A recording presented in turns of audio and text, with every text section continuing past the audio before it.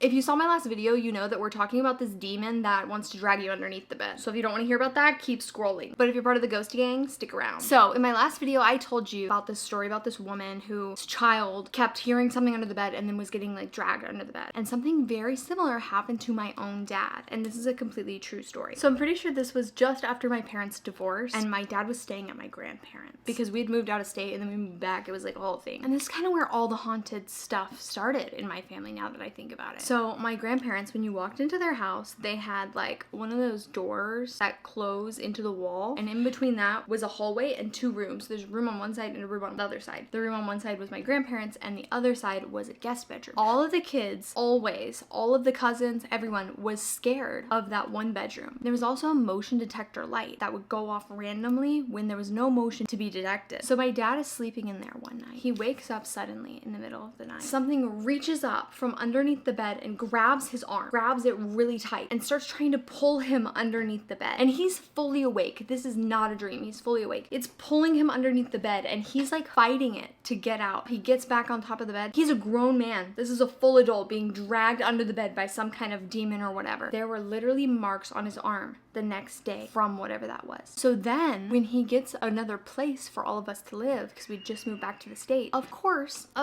he moves us into a haunted house, of course, without knowing. He didn't know it was haunted when we moved in. But that's where I started having all of my ghostly experiences. So a lot of these stories that you hear about, like shadow men, Ouija boards, like all of that, all of my personal stories, they started when we moved into that house. And my dad told me while we lived in that house that he didn't believe in ghosts because he didn't want me to be scared as a kid. Then I just thought I was delusional. When I was like 18, he told me this story and I was like, you literally told me that it wasn't haunted.